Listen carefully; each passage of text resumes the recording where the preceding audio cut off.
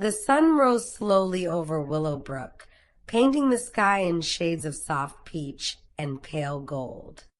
It was the kind of sunrise that didn't demand attention, but rather whispered its arrival through the lace curtains of Eleanor's bedroom window.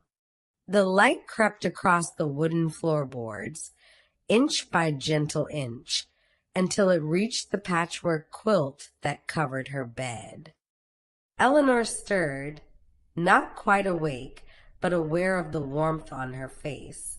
She could feel the weight of Marmalade, her orange tabby cat, curled against her side. The cat's purring was a low, steady rumble, like a tiny motor running on contentment alone. Eleanor smiled without opening her eyes, her hand moving slowly to rest on Marmalade's soft fur. There was no rush this morning. There never was in Willowbrook. The cottage breathed around her, settling into the warmth of the day. The old timber beams creaked softly, a familiar sound she'd grown to love over the years. It was the sound of home, of safety, of belonging. Eleanor let herself drift in that space between sleep and waking, where thoughts were soft and formless, like clouds passing overhead on a summer afternoon. Eventually, she opened her eyes. The ceiling above her was crossed with exposed beams, dark wood against white plaster. She'd counted those beams countless times, on mornings like this when waking slowly felt like the only thing to do. There were 7 of them, running parallel across her bedroom ceiling. She knew every knot and grain in their surface. Marmalade stretched, extending his front paws and arching his back. His claws flexed into the quilt, making tiny points in the fabric before he relaxed again. Eleanor watched him, enchanted as always by the simple grace of a cat's movement. He yawned, showing his pink tongue and sharp white teeth, then settled back down, this time tucking his nose under his paw. "Good morning, my love," Eleanor whispered to him.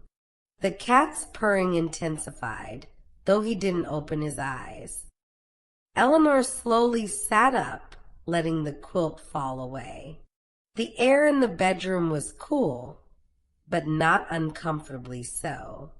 It was late spring, that perfect time when the chill of winter had finally released its grip, but summer's heat hadn't yet arrived. She reached for her robe, a soft cotton thing in faded blue, and wrapped it around her shoulders. The floorboards were cool under her bare feet as she walked to the window. She pulled back the curtains fully, tying them with their ribbon holds, and looked out at her garden. It stretched before her, still touched with morning dew, sparkling like someone had scattered diamonds across the leaves and grass. The garden beds were arranged in gentle curves, following the natural slope of the land down toward the small stream that marked the edge of her property.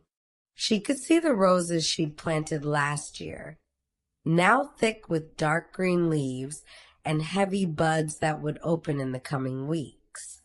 The lavender bushes were already blooming, their purple spikes swaying gently in the morning breeze. Beyond them, the vegetable garden showed neat rows of green, lettuce, and spinach, and the first brave shoots of tomato plants she'd put in just last week. Eleanor stood at the window for a long moment, simply looking. There was something deeply satisfying about this view, about seeing the results of her own hands, her own care. Every plant out there was something she had placed, watered, tended. The garden was her conversation with the earth, a slow dialogue that changed with every season. A blackbird landed on the stone bird bath near the roses, and Eleanor watched as it dipped its beak into the water, tilting its head back to drink. It repeated this several times, then shook itself, sending droplets flying in tiny arcs that caught the morning light. Then, as suddenly as it had arrived, it flew away, disappearing into the oak tree that grew at the corner of her property. Behind her, she heard Marmalade jump down from the bed with a soft thump. He walked to her and wound himself around her ankles, figurating between her feet. She bent down and scooped him up, settling his warm weight against her chest. He immediately began purring again, kneading his paws against her robe. "Shall we make some tea?" she asked him. He blinked at her slowly, those golden green eyes half closing in what she'd learned was a cat's way of showing affection. Eleanor carried him down the narrow stairs, one hand on the wooden railing that was worn smooth from years of use. The steps creaked under her weight, each one with its own particular voice. The third step from the bottom always squeaked, the fifth one groaned, and the seventh made a sound like a sigh. She knew them all. The kitchen was at the back of the cottage, a room that faced east to catch the morning light. It was small but perfect, with open shelves displaying her collection of mismatched teacups and plates. The counters were old butcher block, scarred from use but clean and well-oiled. A deep farmhouse sink sat beneath the window, and next to it, her kettle waited on the stove. Eleanor set Marmalade down gently, and he immediately walked to his bowl, looking up at her with expectation. She smiled and reached for his food, measuring out his breakfast into the ceramic dish she'd bought for him years ago. It was painted with little fish, which had seemed appropriate at the time. He began eating immediately, purring between bites. She filled the kettle with water from the tap, cold and clear, drawn from the well that supplied the cottage. The pipes sometimes sang when the water ran, a musical humming that she'd never quite figured out but had come to enjoy. She set the kettle on the stove and turned the flame on beneath it, watching the blue fire bloom into life. While the water heated, Eleanor walked to the back door and opened it, letting the morning air flow into the kitchen. The breeze carried the scent of flowers and fresh earth, and somewhere in the distance, she could hear the church bells of Willowbrook ringing the hour. 8 chimes, clear and bright. 8 o'clock on a Saturday morning. She had nowhere to be, nothing urgent to do. The day stretched before her like an empty page, waiting to be filled with simple pleasures. The kettle began to whisper, not yet boiling but thinking about it. Eleanor took down her favorite teacup, a delicate thing with roses painted on its side, and placed a tea bag in it. She preferred loose leaf, but in the morning, when she was still soft with sleep, a tea bag felt easier, simpler. She could take her time with loose leaf later, in the afternoon perhaps, when she settled down to read. The kettle's whisper became a murmur, then a low song. Eleanor watched the steam begin to rise from its spout, curling upward in wispy spirals. Just before it reached a full boil, she lifted it from the flame and poured the hot water over her tea bag. The water immediately began to darken, amber spreading through the clear liquid like a sunrise in reverse.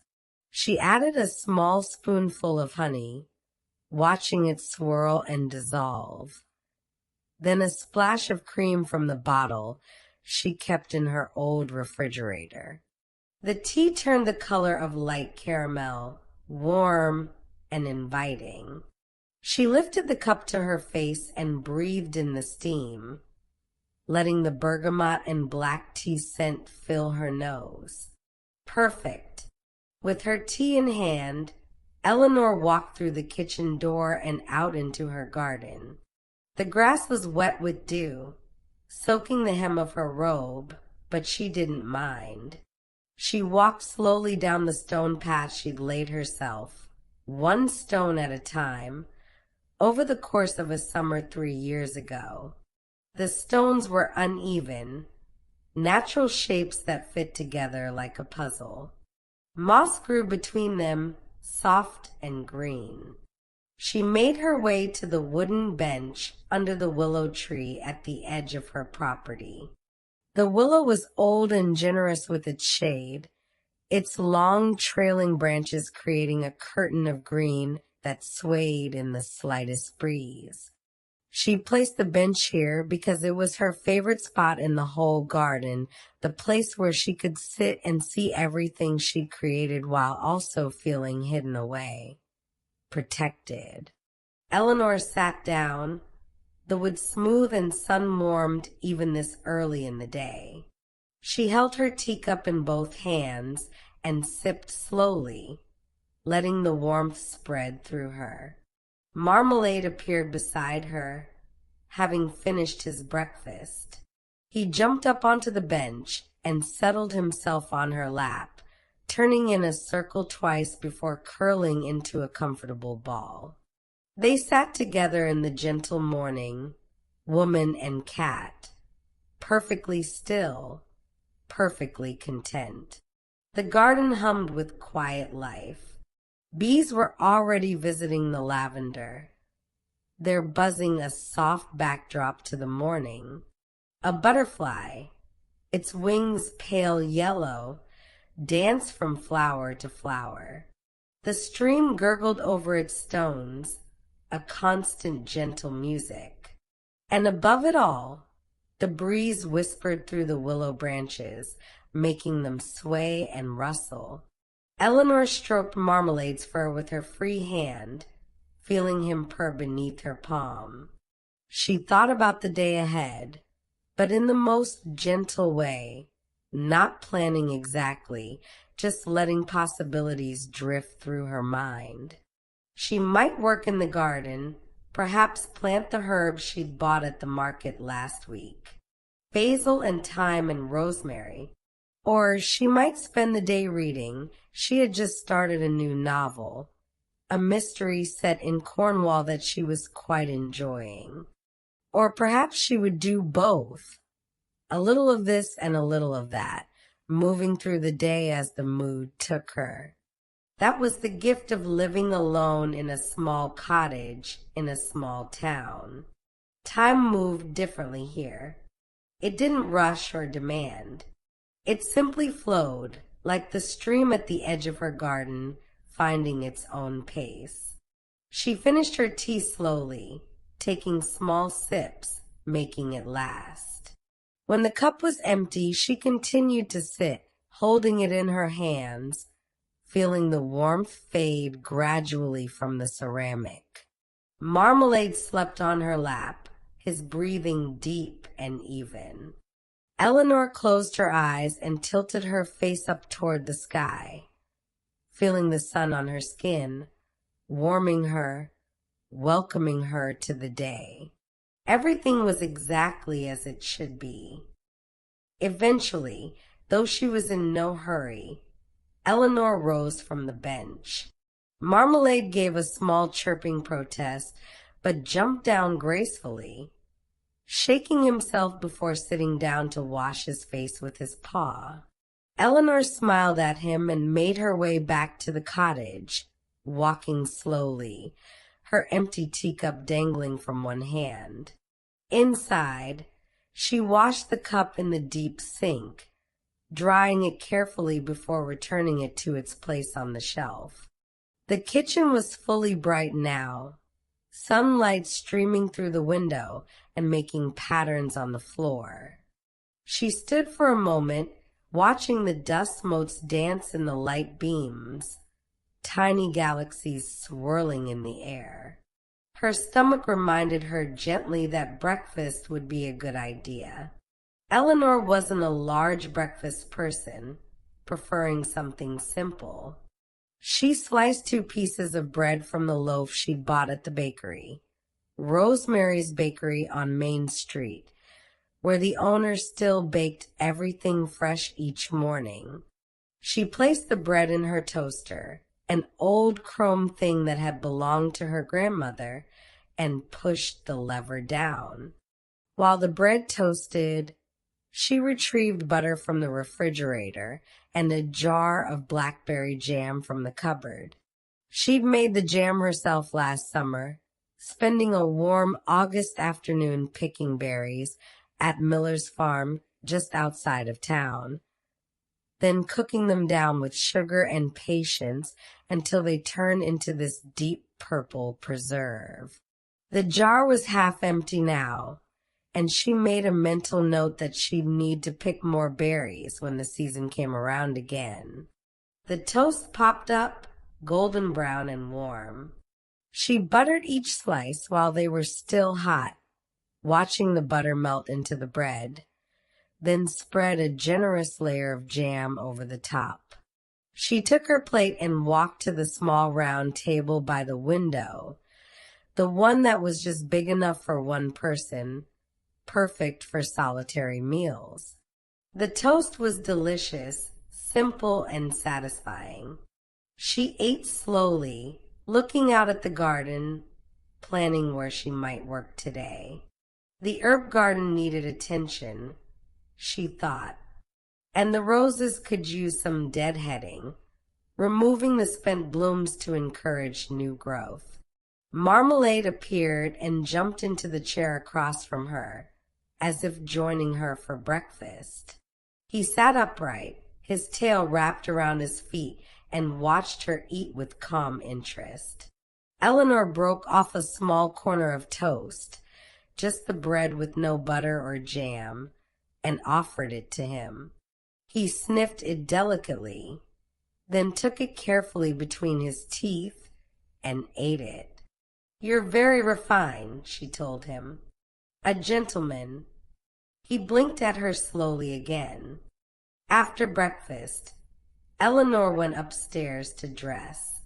Her bedroom was just as she'd left it, the bed rumpled and welcoming, sunlight now filling the space entirely. She chose comfortable clothes, old jeans soft from many washings, and a cotton shirt in pale green. These were her garden clothes, stained in places with earth and grass, worn thin at the elbows, perfect. She braided her long brown hair, streaked now with strands of silver, and tied it with a simple band. In the small mirror above her dresser, she caught sight of herself and paused. She was not young anymore, that much was clear. There were lines around her eyes, lines that deepened when she smiled. Her face was thinner than it had been in her youth, her features more defined. But she liked what she saw. There was a peace in her expression, a contentment that hadn't always been there. She'd lived other lives before this one. There had been a husband once, many years ago, and a small apartment in a loud city, and a job that required high heels and early mornings. But that life had ended, gently and without drama, when she and her husband had realized they wanted different things. He had wanted more, always more, bigger and louder and faster. She had wanted less, quieter, simpler. So they had parted ways, sad but not bitter, and she had eventually found her way here, to Willowbrook, to this cottage, to this life. That had been 8 years ago, and she had not regretted a single day of it. Eleanor pulled on her gardening boots, old green wellies that she kept by the back door, and found her gardening gloves on the shelf. They were leather, worn soft, fitting her hands like a second skin. She picked up her garden basket, a flat shrug made of woven willow, and stepped outside. The morning had deepened into late morning, the sun now high enough to cast shorter shadows. The dew had mostly dried, though the shaded parts of the garden still glistened.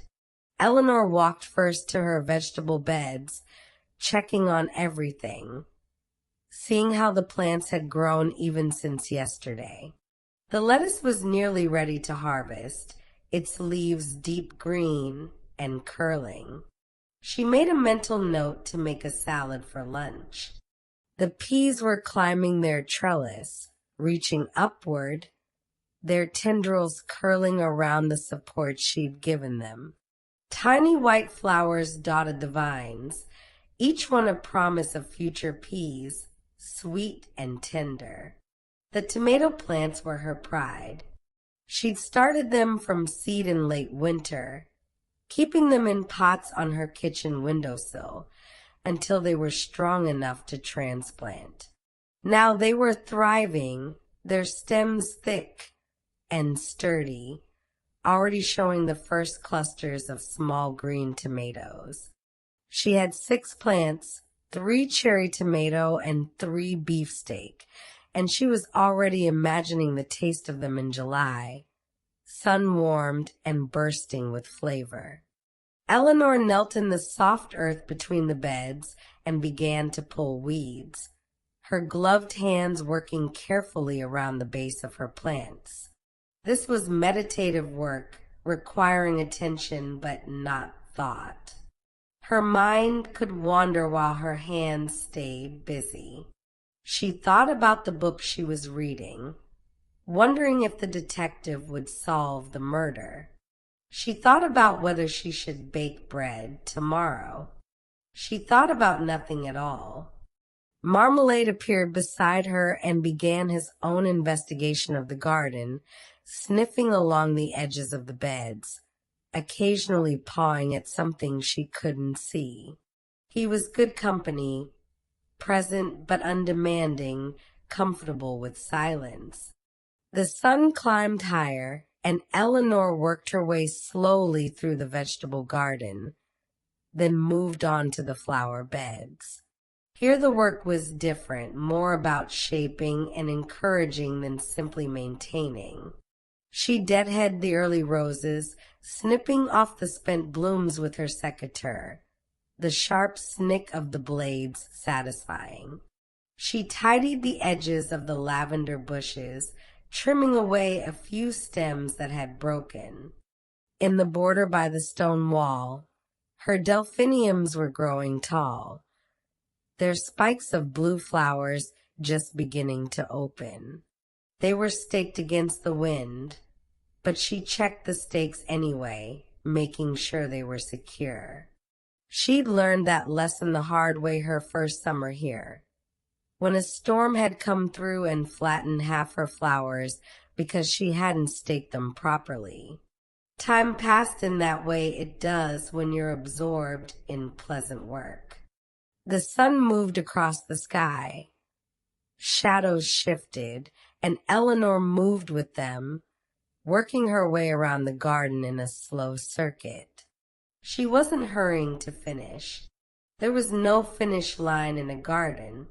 There was only the ongoing cycle of growth and care, an endless conversation. Around noon, she stood up and stretched, feeling the pleasant ache in her knees from kneeling. Her basket was full of weeds and clippings, and she carried it to the compost heap at the back corner of the garden behind the little tool shed. The heap was alive with decomposition, rich and dark at the bottom, fresh and green on top. She added her weeds to it, then turned it with a garden fork, mixing the layers, helping it along.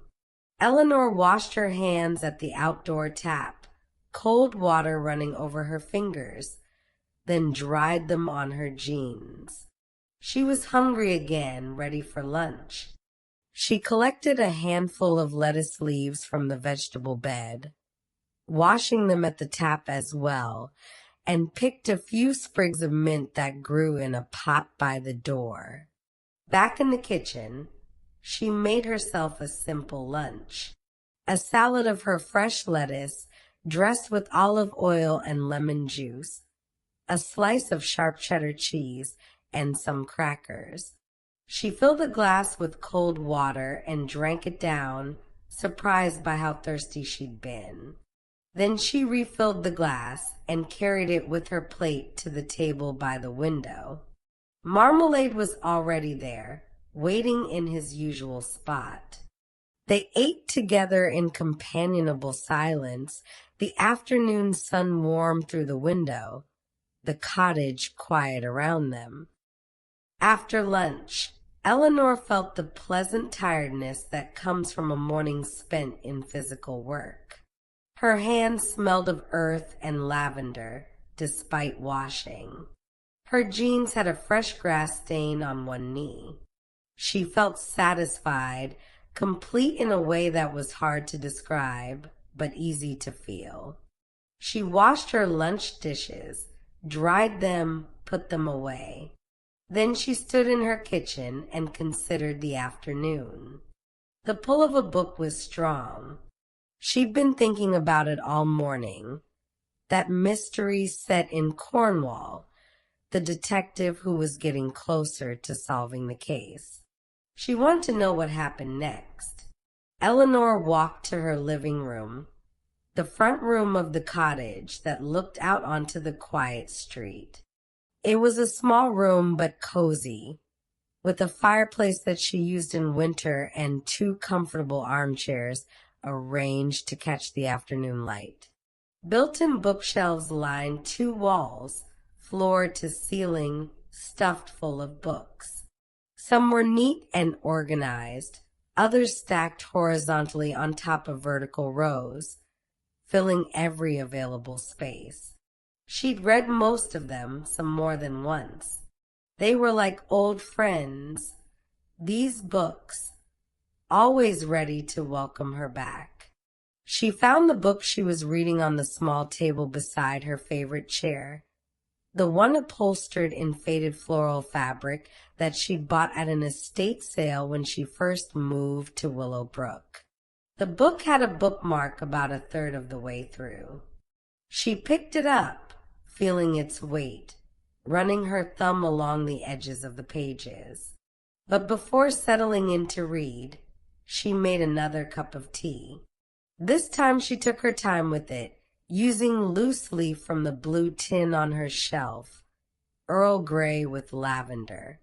She warmed the teapot with hot water first, swirling it around before pouring it out, then measured the leaves carefully. 1 spoonful per cup plus 1 for the pot, just as her grandmother had taught her. She poured the boiling water over the leaves and set the timer for 4 minutes. While the tea steeped, she arranged a small plate with 2 biscuits, ginger nuts from the tin in her cupboard. She'd bought them at Rosemary's Bakery along with her bread, unable to resist their spicy sweetness. When the timer chimed softly, she poured the tea through a strainer into her cup, the same rose-patterned one from this morning. The tea was dark and fragrant, the bergamot mingling with the floral notes of lavender. Perfect.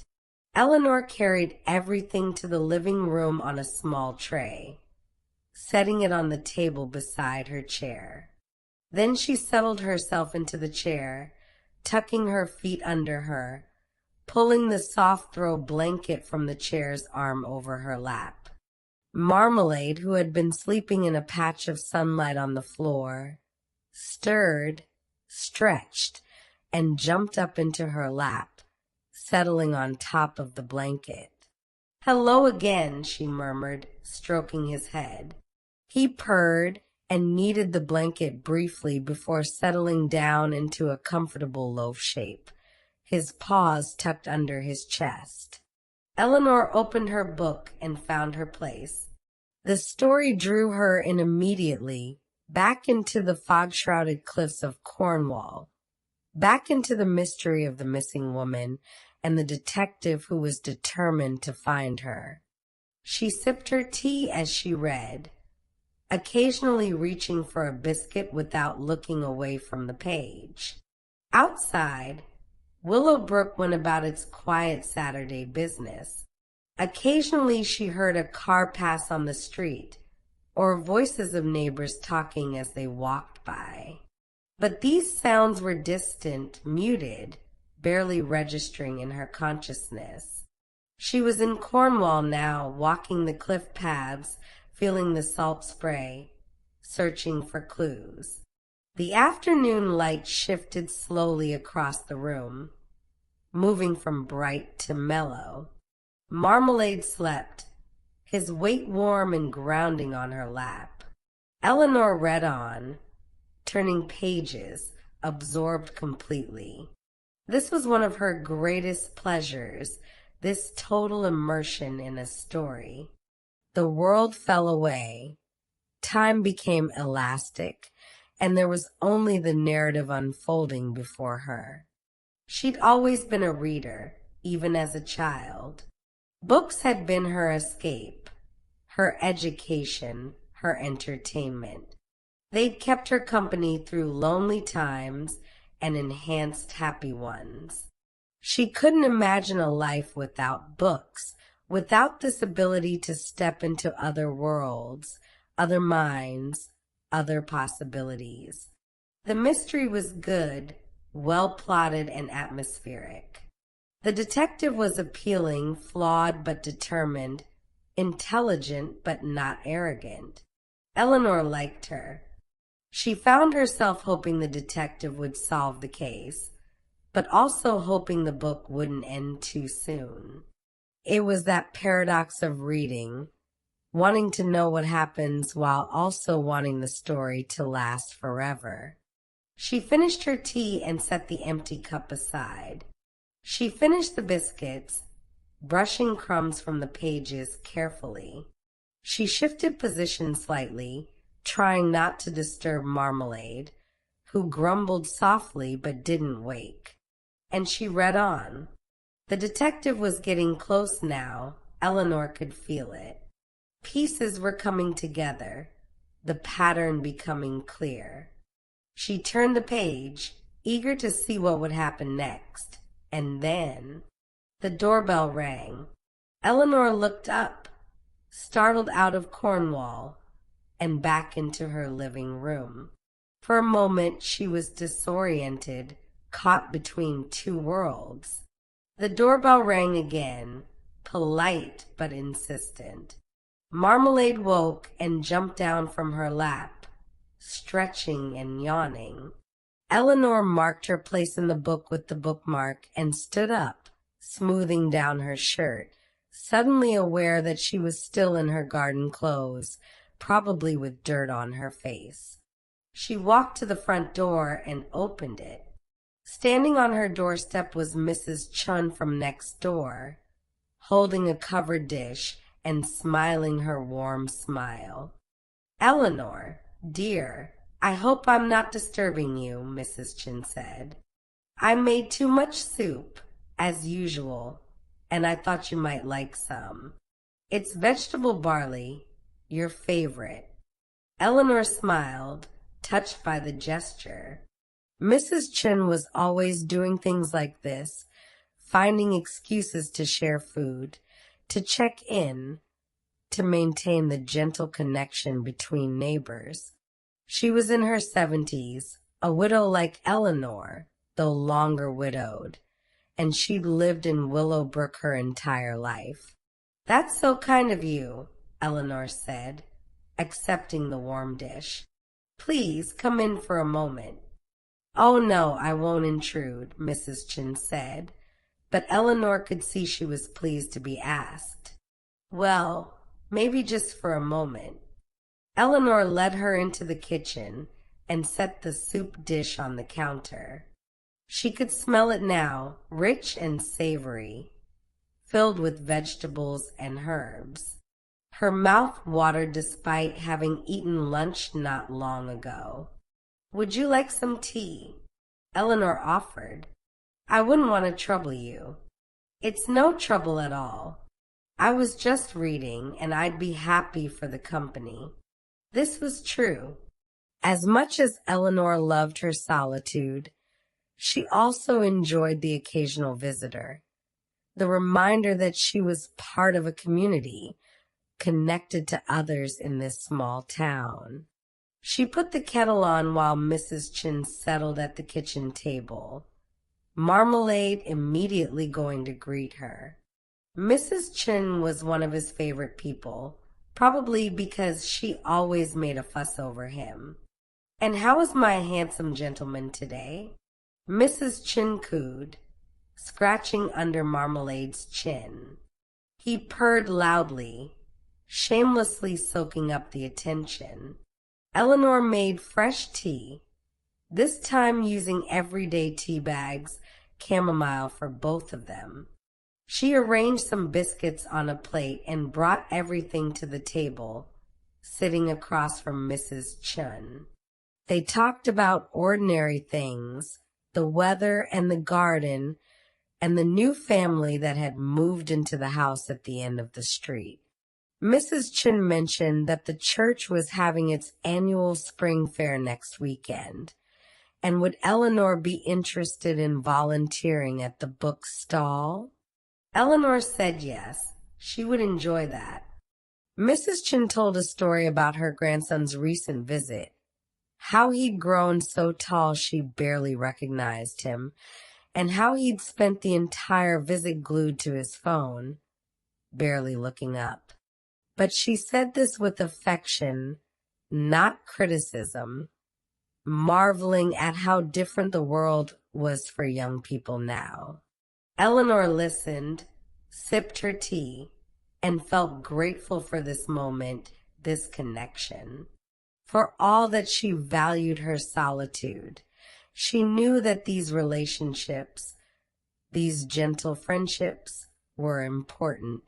They kept her tethered to the world, reminded her that she was not alone.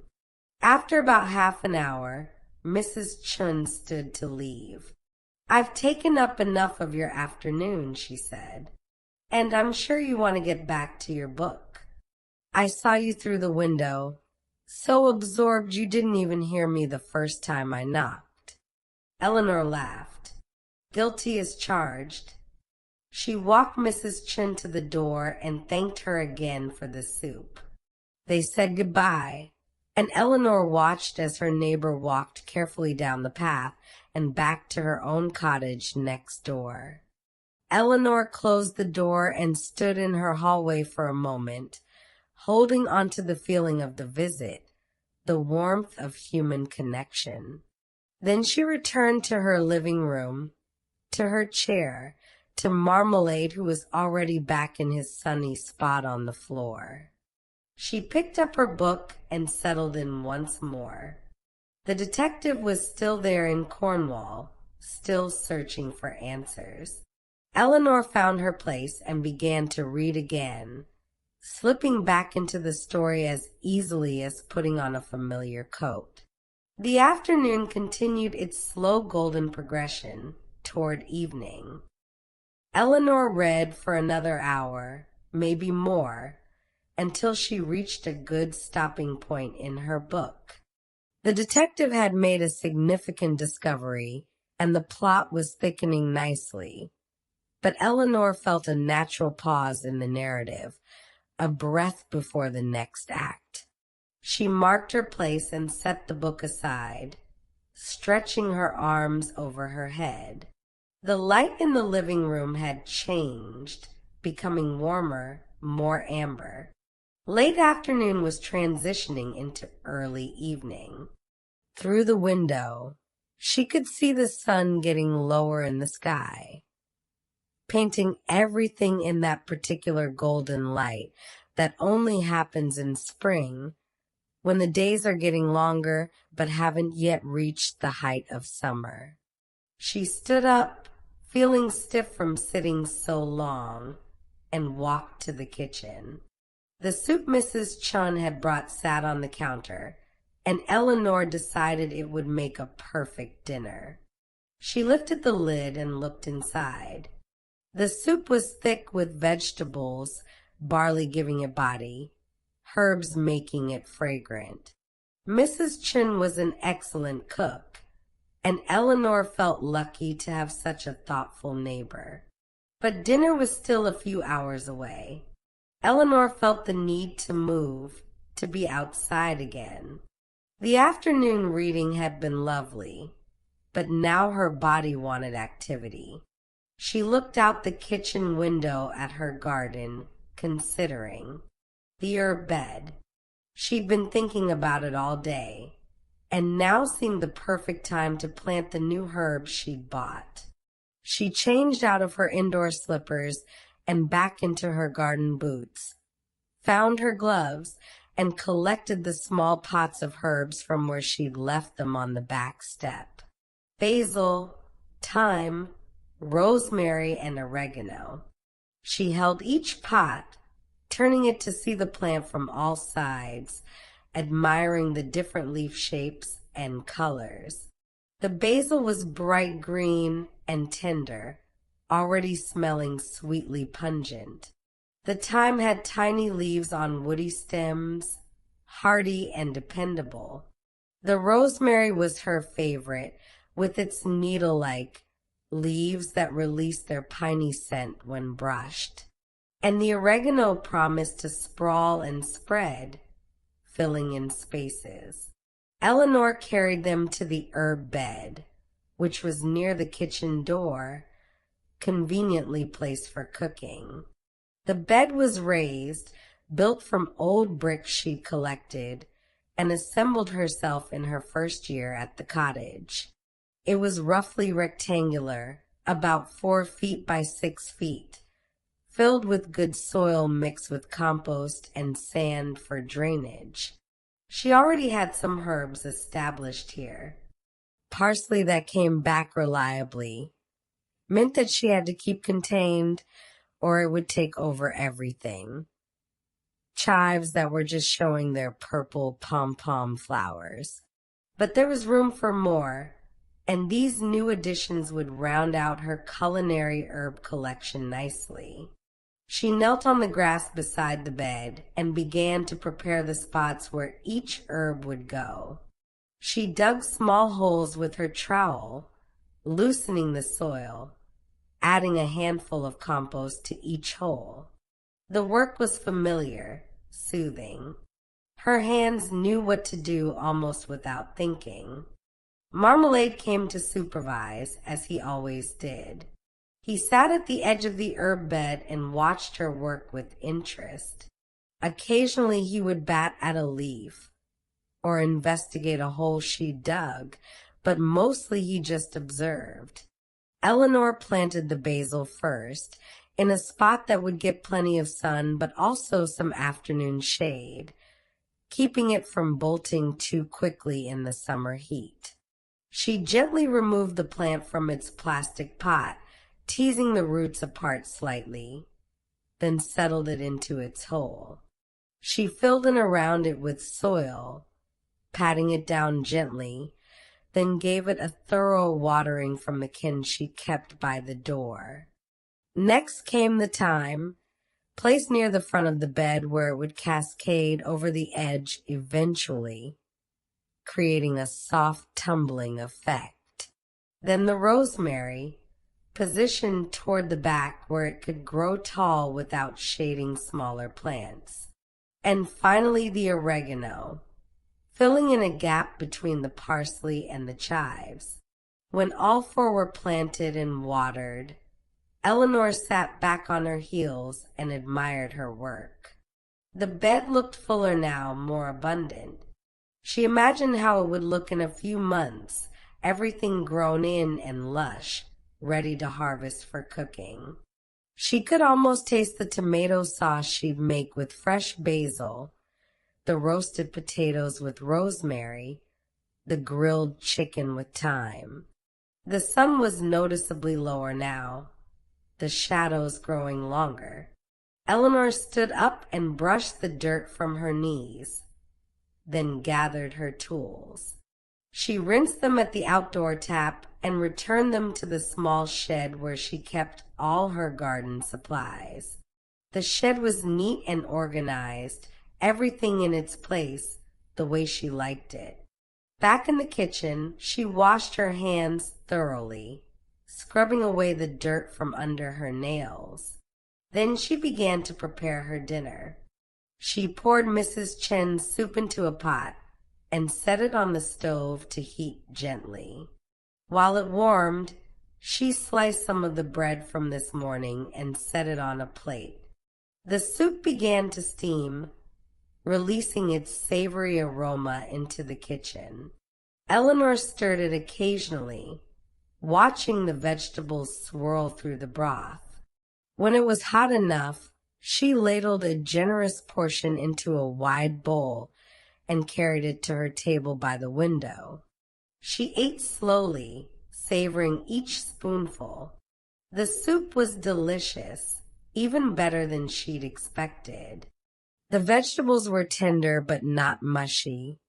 The barley gave it a satisfying chewiness, and the herbs Mrs. Chun had used, bay leaf and thyme, and perhaps a touch of sage, created a depth of flavor that was comforting and warming.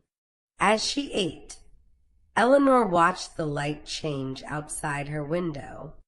The golden hour was in full effect now, everything touched with warm light that made even ordinary things look beautiful. Her garden glowed, the flowers seeming to shine from within. The willow tree's leaves were lit up, translucent and green gold. She finished her soup and mopped up the last bits with her bread. Then she washed her bowl and spoon, dried them, put them away. The kitchen was tidy again, ready for tomorrow. Eleanor walked through the cottage, turning on lamps as the daylight faded. She had a lamp in the living room beside her reading chair, another on the small table in the hallway, and a third in her bedroom upstairs. She didn't like harsh overhead lights, preferring the softer, warmer glow of lamps. They made the cottage feel cozy, intimate, like being wrapped in a gentle embrace. She considered returning to her book, but decided instead to sit outside for a while and watch the sunset. She put on a cardigan, soft wool that her sister had sent her last Christmas, and went out the back door. The garden was peaceful in the evening light. Bees had returned to their hives. Butterflies had settled for the night. The breeze had dropped to almost nothing, just a whisper moving through the leaves. Eleanor walked to her bench under the willow and sat down, pulling her cardigan closer around her. Marmalade appeared and jumped up beside her, settling close to her side. Together they watched the sky begin its evening performance. The sun was touching the horizon now, a great orange ball that seemed to pulse with warmth. The clouds, scattered across the sky, caught the light and turned pink, then coral, then a deep rose. The blue of the sky deepened, becoming richer, heading toward purple. It was that magical time when the day hasn't quite let go, but the night is already beginning, when both exist together in perfect balance. Eleanor breathed deeply, feeling the peace of the evening settle into her bones. This was her favorite time of day, this transition, this gentle letting go. The day had been full in its own quiet way. She tended her garden, read her book, visited with a neighbor, planted new herbs. Simple things, but meaningful. A life measured not in dramatic events, but in small, repeated pleasures.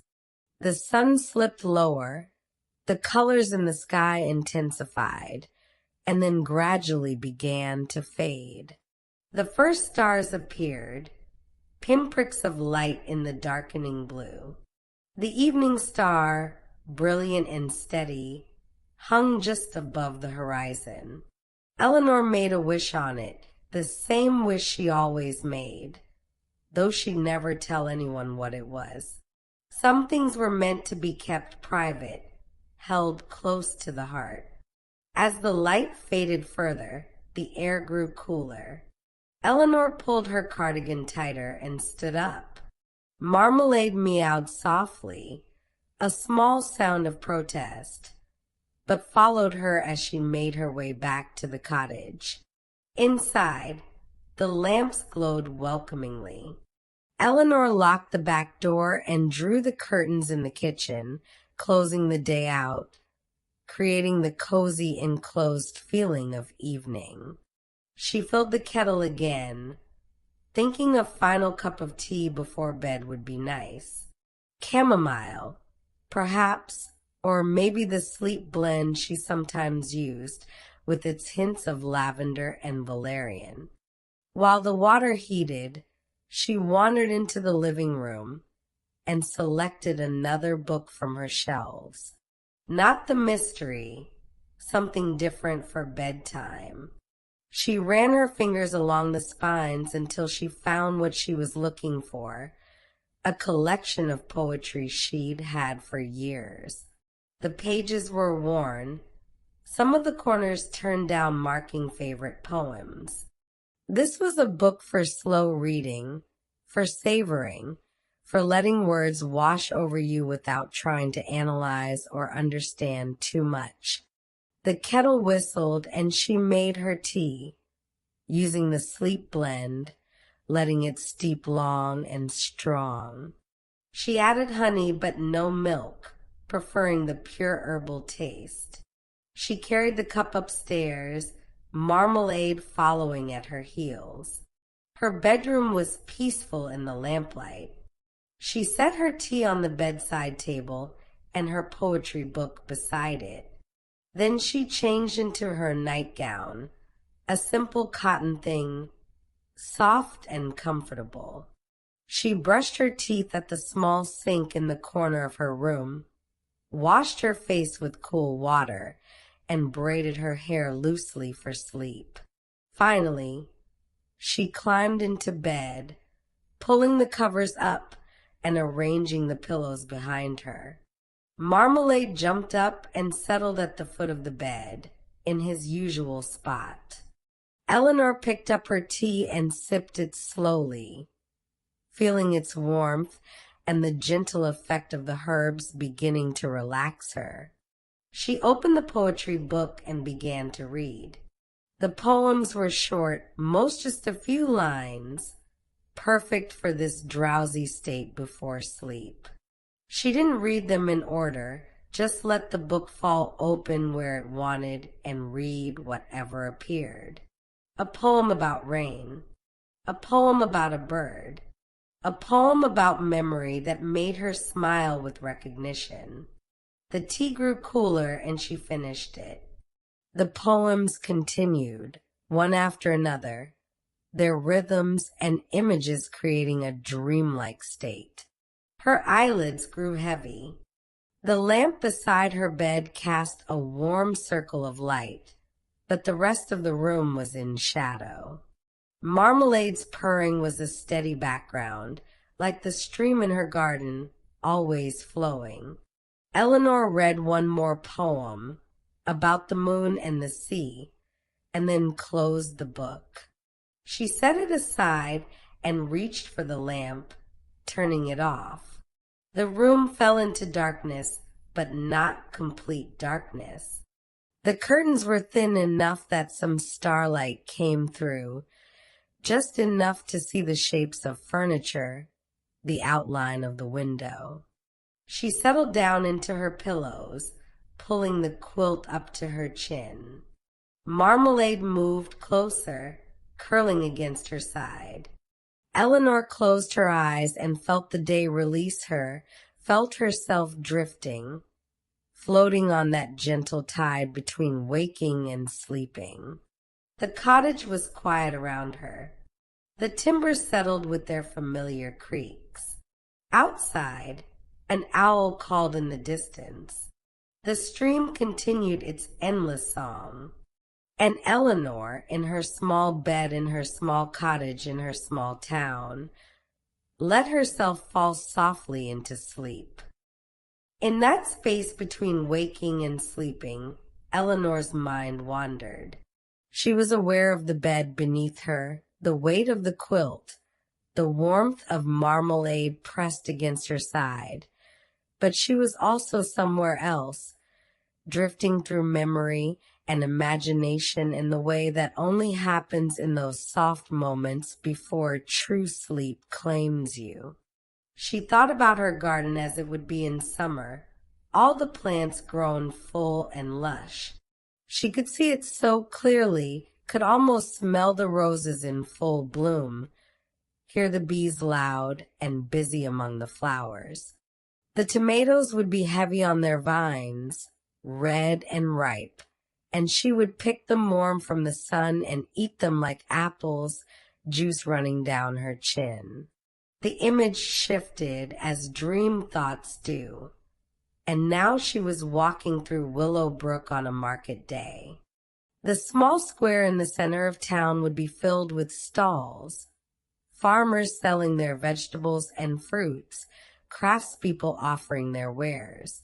There would be Mrs. Henderson with her honey, golden jars lined up on her table, and Mr. Martinez with his woodwork, beautiful cutting boards and spoons carved from local wood. Eleanor could see herself stopping at each stall, chatting with the vendors, people she knew, people who knew her. She would buy fresh eggs and perhaps some cheese, and Rosemary from the bakery would have set up a special stall with her weekend pastries, and Eleanor would buy a cinnamon roll for Sunday breakfast, a treat to have with her morning tea. The scene shifted again. Now she was younger, much younger, and she was in a different place entirely. A city, tall buildings all around, noise and rush and constant movement. This was memory now, not imagination. Her old life, before Willowbrook, before the cottage.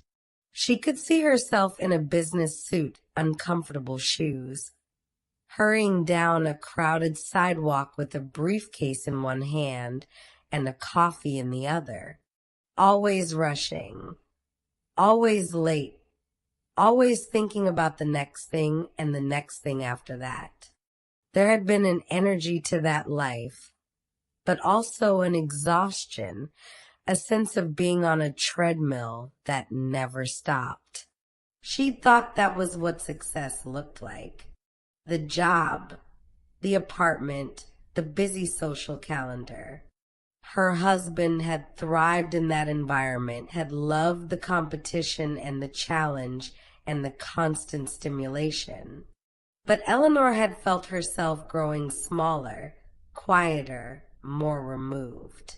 It had taken time to realize that there wasn't anything wrong with her. She just wanted something different, something slower, simpler, more connected to the earth and the seasons and the quiet rhythms of a life lived deliberately. The divorce had been sad but necessary. They had parted with respect, even affection, just two people who had started out wanting the same things, but had grown to want different ones. He was still in that city, she assumed, still climbing, still achieving. And she was here in this small cottage with her garden and her cat and her books. Neither choice was wrong. They were just different. Eleanor felt herself drifting deeper now, the thoughts becoming less coherent, more like impressions and feelings. She was aware of being comfortable, safe, content. The anxieties that had plagued her younger life, The constant worry about whether she was doing enough, being enough, achieving enough, all of that had faded away in the years since coming to Willowbrook. Here, she was enough simply by being. The garden grew whether she worried about it or not. The cat loved her whether she was successful or not. The books were there whenever she wanted them. Her neighbors cared about her because she was kind, because she was present, because she showed up, not because of any achievement or status. It was such a relief, this life, such a deep, profound relief. She thought about her mother, gone now for 5 years, who had never quite understood Eleanor's choice to leave the city, to divorce her successful husband, to move to a place where nothing much happened. Her mother had been worried, had thought Eleanor was giving up, retreating from life. But her mother had visited once, had stayed for a long weekend, and by the end of it she had been quieter, more thoughtful. She'd sat in the garden and watched the bees. She'd helped Eleanor make jam. She'd read a book without checking her phone every 5 minutes. And when she left, she'd hugged Eleanor tight and whispered, "I think I understand now." That had meant everything. Eleanor's sister understood too. She was younger than Eleanor, still caught up in her busy life, but she was moving toward something similar, Eleanor could tell. The Christmas gift of the softwool cardigan had been a sign, a reaching out, a recognition of the value of simple, comfortable things. Maybe one day her sister would find her own Willowbrook, her own cottage. Or maybe not. The important thing was to find what worked for you, what fed your soul, what made you feel like you were living your real life, not someone else's idea of what your life should be. The thoughts were dissolving now into pure feeling. Eleanor was barely conscious, drifting on the edge of true sleep. She was aware of warmth, of comfort, of safety. She was aware of being exactly where she belonged. Marmalade shifted against her, stretching out his paws to touch her arm. Even in sleep, or nearly sleep, he sought contact, connection. Eleanor smiled without opening her eyes. The cottage breathed around them, its old timbers settling, its familiar creaks and sighs like a lullaby. Outside, the stars wheeled slowly across the sky. The moon rose, climbing above the trees, casting silver light across the garden.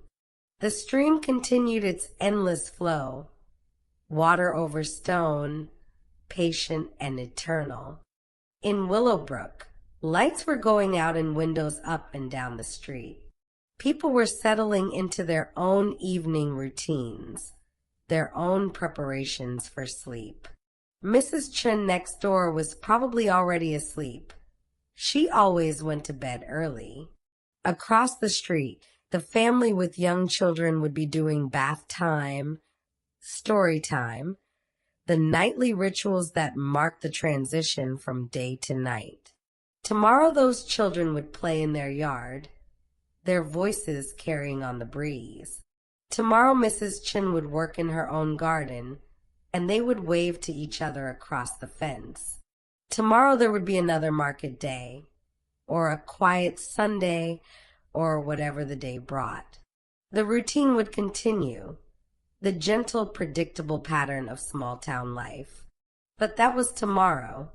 Tonight was for rest, for the deep peace of sleep, for letting go of the day and trusting that another would come. Eleanor's breathing had deepened, become slow and regular. She was fully asleep now, or nearly so, suspended in that place of perfect rest. Her mind had finally quieted. All thoughts dissolved into the darkness. There was only the breath moving in and out, the beating of her heart, the warmth of the bed, the gentle weight of the cat. In her sleep, Eleanor smiled. The cottage stood quiet in the deep night. Hours had passed since Eleanor had fallen asleep. The moon had climbed to its zenith and begun its descent toward the western horizon. The stars had wheeled overhead in their ancient patterns, Orion chasing the Pleiades across the sky, the Big Dipper rotating around Polaris. Inside Eleanor's bedroom, everything was still. Her breathing was slow and deep, the breathing of someone in profound rest. Marmalade had shifted positions several times through the night, as cats do, moving from the foot of the bed to beside her pillow, then back down to curl in the crook of her knees. Now he was sprawled along her side, his head resting on her arm, fully relaxed in the way only a contented cat can be. The house made its nighttime sounds. The refrigerator in the kitchen hummed its steady rhythm, clicking on and off at intervals. A floorboard creaked as it cooled and contracted. The wind had picked up slightly, and the willow tree outside whispered and swayed, its branches brushing gently against each other. These were the sounds of home, so familiar that they didn't wake Eleanor, but rather deepened her sense of security. This was her place, her refuge, and even in sleep some part of her knew she was safe here. In the village, Willowbrook slept. Streetlights cast pools of warm light at intervals along the lanes. A fox trotted down Main Street, pausing to investigate a bin outside the bakery, then moving on when it found nothing of interest. Somewhere a dog barked once, then fell silent. The church clock chimed twice, the sound carrying clear and bright through the still air. 2 a.m, the deepest part of night, when the world feels most quiet, most peaceful. Eleanor didn't wake at the sound, but she stirred slightly, turning onto her side, her hand reaching out automatically to rest on Marmalade's fur. He purred softly in his sleep, a barely audible rumble that Eleanor's fingers could feel more than her ears could hear. Her dreams had moved beyond memory now into pure imagination, those strange narratives that the sleeping mind creates. She was walking through a forest, but it was not a frightening place. The trees were tall and friendly, their branches forming a canopy overhead that let through dappled sunlight. She could hear water running somewhere nearby and birds singing. In her dream, she was looking for something, but she wasn't anxious about finding it. The search itself was pleasant, moving through this beautiful forest, noticing mushrooms growing at the base of trees, flowers blooming in small clearings, moss soft and green on old logs. She came to the stream, and it was her stream, the one that ran at the edge of her property, but also somehow different, wilder. The water was crystal clear, running over smooth stones of many colors. She knelt beside it and cupped her hands, drinking the cold, sweet water. When she looked up, there was a deer standing on the other side of the stream, watching her with large, dark eyes. They looked at each other for a long moment, woman and deer, and Eleanor felt a deep sense of connection, of recognition. Then the deer turned and walked unhurriedly into the trees, and Eleanor stood up and continued her walk through the forest. The dream shifted, as dreams do, becoming less about narrative and more about feeling and sensation. Eleanor was flying now, or floating, moving effortlessly through a sky filled with clouds. But this didn't feel strange or impossible. It felt natural, as though this was something she'd always known how to do. She moved between the clouds, feeling their cool moisture on her skin, seeing the sun break through in shafts of golden light. Below her was a landscape of green fields and small villages, rivers winding between hills, everything peaceful and pastoral. She could see tiny houses with smoke rising from their chimneys, roads connecting one place to another, gardens and orchards and fields of crops. It looked like a map or a child's drawing, everything simplified and perfect. And she knew, in that way you know things in dreams, that this was the world and she was safe in it, part of it, connected to it. The dream faded gradually, images dissolving, and Eleanor sank into deeper sleep, the kind where there are no dreams at all, just pure rest, the body and mind completely let go. Outside, the night continued its slow progression toward dawn. The moon set in the west, disappearing below the horizon, and the stars became brighter in its absence. The Milky Way stretched across the sky, a river of light, billions of stars too distant to see individually, but collectively creating that luminous band. An owl hunted in the fields beyond the village, its silent flight perfect for surprising mice and voles. It called occasionally, a haunting sound that echoed in the darkness. Another owl answered from a different direction, and for a while they called back and forth, communicating in their ancient language. In Eleanor's garden, the plants continued their slow growth. Roots extended deeper into the soil. Leaves breathed, taking in oxygen, releasing carbon dioxide, the reverse of their daytime process. The flowers were closed, waiting for the sun's return to open again. Everything was patient, everything was in its time. The newly planted herbs, basil and thyme and rosemary and oregano, were settling into their new home, their roots beginning to reach out into the surrounding soil, finding water and nutrients. By morning, they would already be slightly more established, the process of transplanting already transforming into the process of growth. The tomato plants, even in darkness, were moving, their stems slowly turning to find the best position for catching tomorrow's sunlight. The lettuce was growing, adding new cells, expanding. The peas were climbing, their tendrils reaching, grasping, pulling the plants ever upward. The garden was never still, never truly resting, even at night. It was always changing, always growing, always moving through its cycles. Eleanor tended it, guided it, but the garden had its own life, its own purpose, its own deep wisdom. Inside the cottage, the night deepened further toward that darkest hour just before dawn.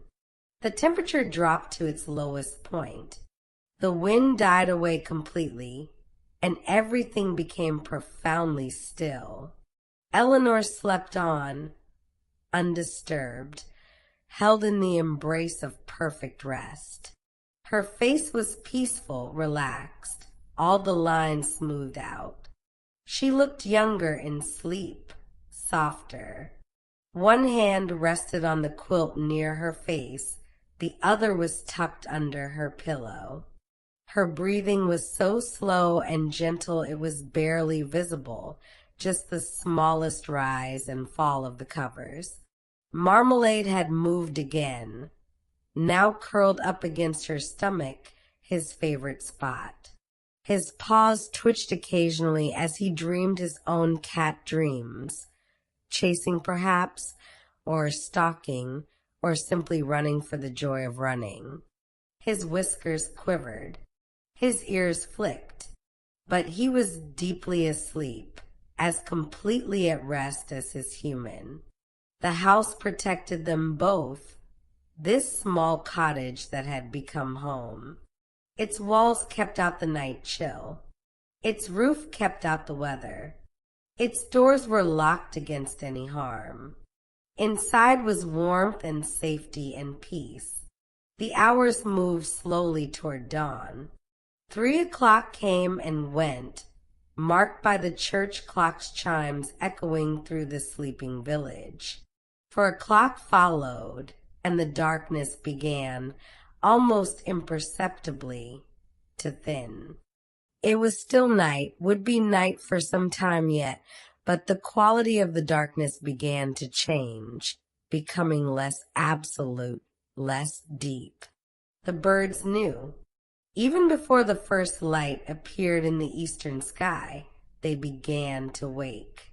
A robin was first, as robins often are, its song clear and pure in the silence. Then a blackbird joined in, and then a thrush. Soon there was a whole chorus.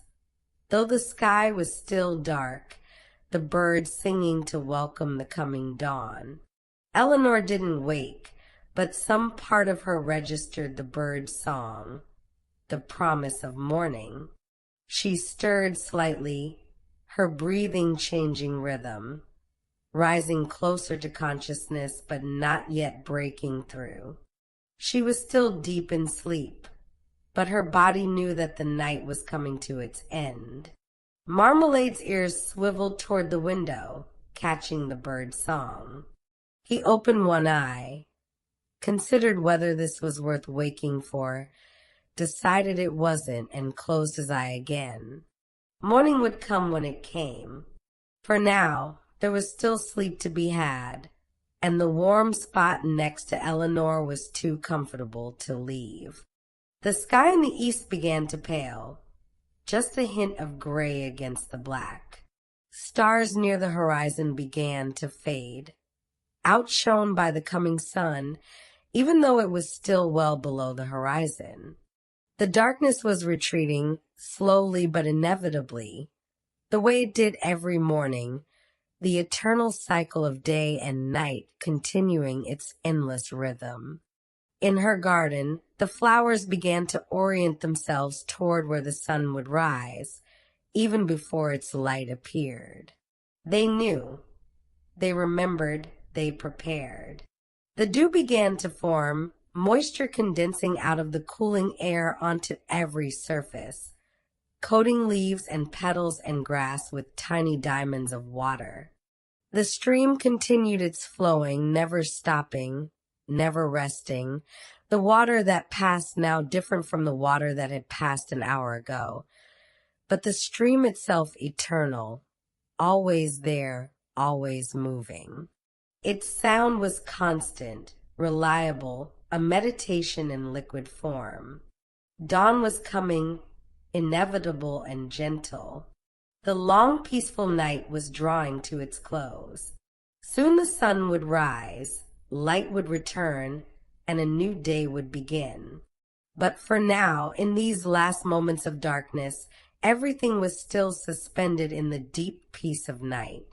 Eleanor slept on, held in the embrace of perfect rest, safe in her cottage, surrounded by her garden, her cat beside her books waiting downstairs, her life gentle and good and exactly as it should be. The world turned slowly toward the light. The sun rose even more gently than it had yesterday, if that was possible. Sunday morning had a different quality than other mornings, something softer, more forgiving. There was less urgency in the light, as if even the sun knew that Sunday was a day for taking one's time. Eleanor woke slowly, so slowly that she couldn't pinpoint the exact moment when sleep became waking. She was simply aware, at some point, that her eyes were open and she was looking at her bedroom ceiling, at those familiar beams she'd counted so many times before. 7 of them, running parallel, each one perfect and right. Marmalade was already awake, sitting on her bedside table, washing his face with his paw. He paused when he noticed her eyes were open, looking at her with that frank, assessing gaze that cats have. Then he made a small chirping sound, a greeting, and jumped down onto the bed to headbutt her chin. "Good morning, sweet boy," Eleanor murmured, her voice still rough with sleep. She stretched, long and luxurious, feeling her muscles lengthen, her joints pop gently. She'd slept deeply and well, she could tell.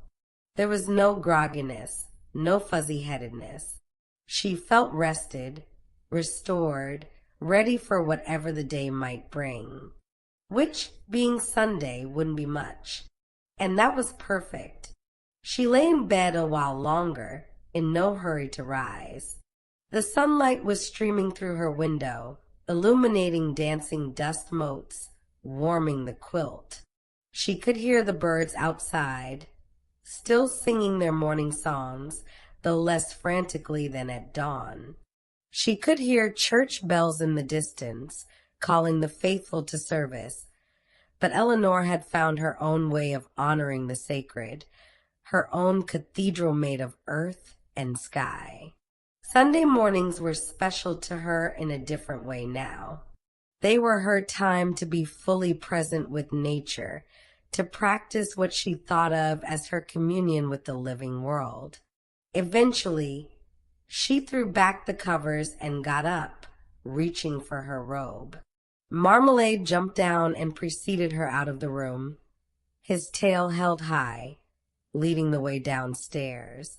Eleanor followed, her hand on the railing, her feet finding the steps by memory more than sight. In the kitchen, she followed the same gentle routine as yesterday. Food for Marmalade first, then the kettle on for tea. But this morning she decided on coffee instead, something she usually reserved for weekends. She had a small French press that she loved, and good beans she kept in the freezer to maintain their freshness. She ground the beans, the sharp smell filling the kitchen, bright and energizing. She heated water to just below boiling, then poured it over the grounds in the press, stirring gently before putting the lid on. While it steeped, she stood at the window and looked out at her garden. The morning light was making everything glow. The dew was still present, turning each leaf and petal into something jewel-like. A spider's web stretched between 2 rose bushes, and it was so covered in dewdrops that it looked like a net made of diamonds. Eleanor made a mental note to go look at it more closely before the sun dried it away. The 4 minutes passed, and she pressed down the plunger in the French press, watching the ground sink to the bottom. She poured the coffee into a large mug, one that said Willowbrook Library on its side, a gift from her friend who worked there. She added cream and sugar, stirred, then lifted the mug to her face and breathed in the aroma. Perfect. She took the coffee outside, not bothering to change out of her robe and slippers. It was Sunday morning in her own garden, and she could wear whatever she liked. The grass was wet with dew and immediately soaked her slippers, but she didn't care. It felt good, refreshing, grounding. She walked slowly down her paths, coffee in hand, but this morning her observation felt different, more intentional. She was beginning her Sunday ritual, her own form of worship that had nothing to do with buildings or books or prescribed prayers.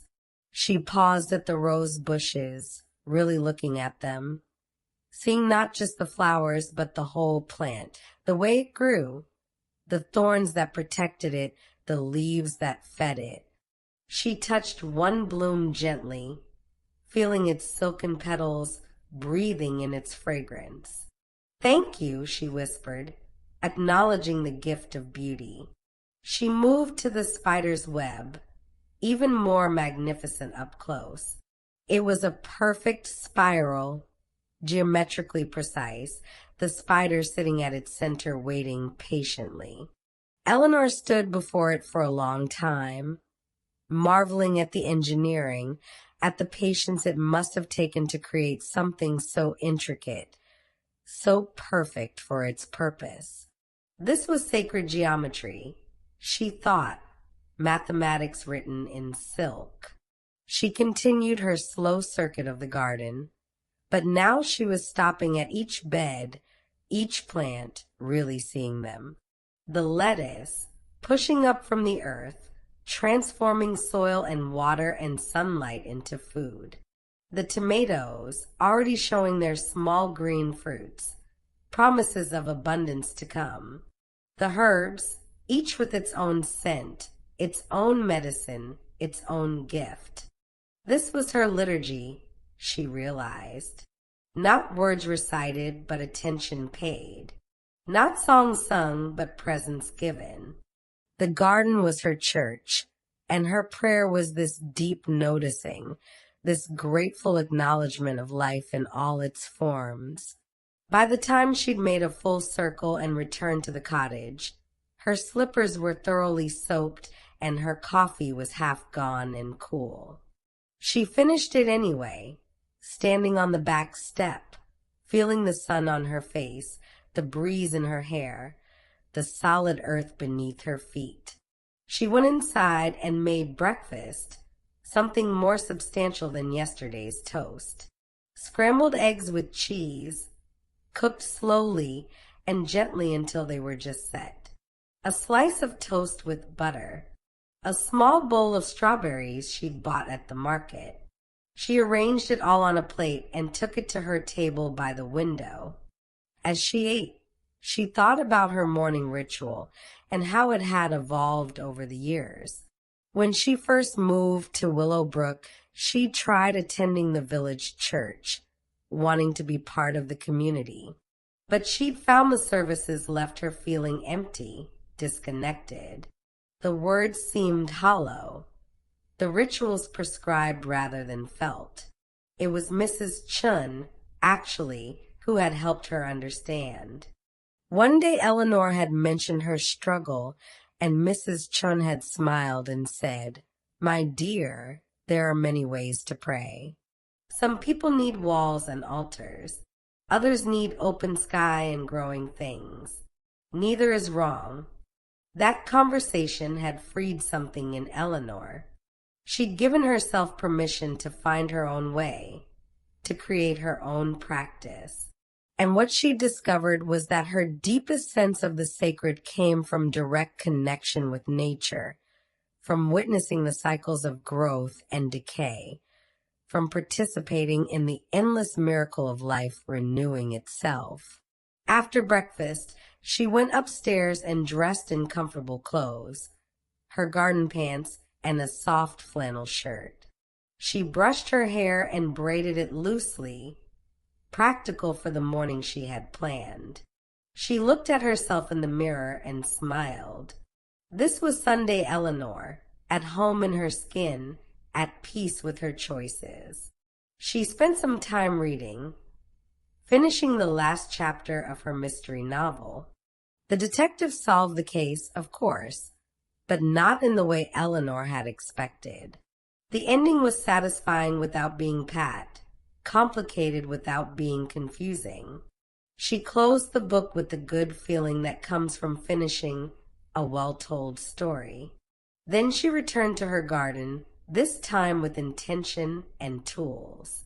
She decided to spend the late morning tending to her sacred space, as she thought of it. Not weeding or pruning for productivity, but caring for it as an act of devotion. She started by simply sitting on her bench under the willow tree, being still, breathing deeply, feeling herself become part of the larger breath of the garden. The wind in the leaves, the rustle of grass, the movement of insects. It was all breathing, all alive, all connected. She noticed things she'd missed in her earlier walk. A ladybug climbing a stem, a wren making trips back and forth to a nest somewhere in the eaves of her shed. The way the light fell through the willow branches, creating patterns of shadow and brightness on the ground. After a while of sitting, she began to move through the garden slowly, doing small tasks, deadheading some spent blooms, not because they looked untidy, but as a way of honoring the flower cycle, making room for new growth. Gently touching the plants, feeling their texture, their life force. She spoke to them quietly, not feeling foolish about it at all. "You're doing so well," she told the tomatoes. "Thank you for growing," she said to the herbs.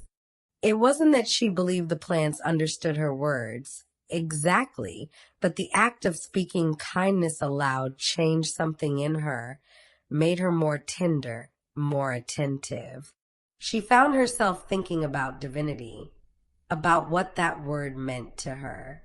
Not a bearded man in the sky, certainly. Not a set of rules or commandments, but this force that made seeds germinate, that turned sunlight into sugar, that drew water up through roots and stems.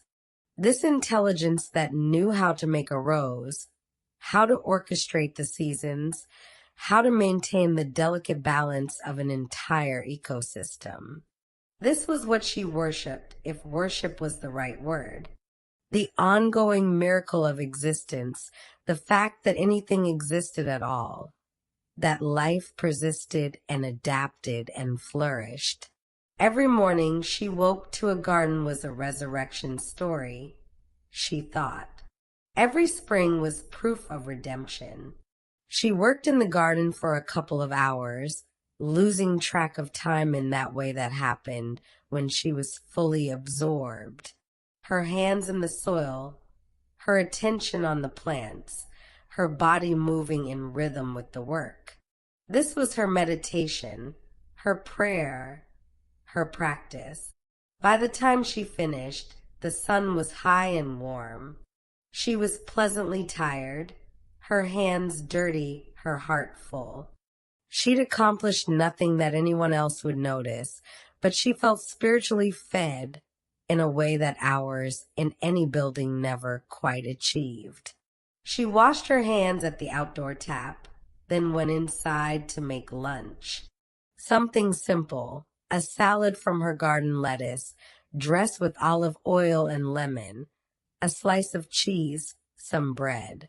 She carried it back outside and ate on her bench under the willow, Marmalade appearing to sit beside her.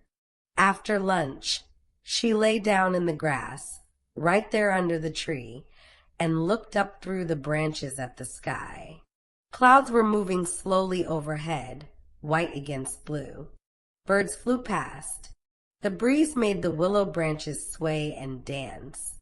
She stayed there for a long time, maybe an hour, maybe more, just being. Being alive, being present, being part of it all. This was her Sabbath, this rest that was also attention, this stillness that was also communion. Eventually she got up, brushed off the grass that clung to her clothes, and went inside. The rest of the Sunday stretched ahead, wide and peaceful and unhurried. She changed into clean clothes, made herself a cup of tea, and settled into her chair with a new book, a gentle novel about a woman living in France, learning to make cheese. Marmalade curled up in her lap. The afternoon sun slanted through the windows.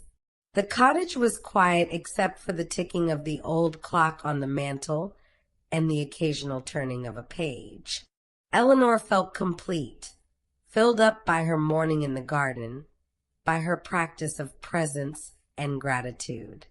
This was her religion now, this deep relationship with the natural world, and it sustained her in ways that nothing else ever had.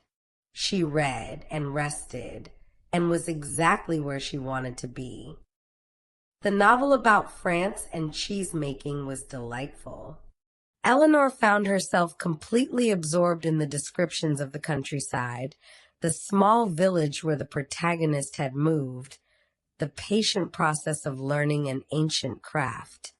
It reminded her in some ways of her own journey to Willowbrook, of learning to tend a garden, of finding peace in simple, repetitive tasks done well.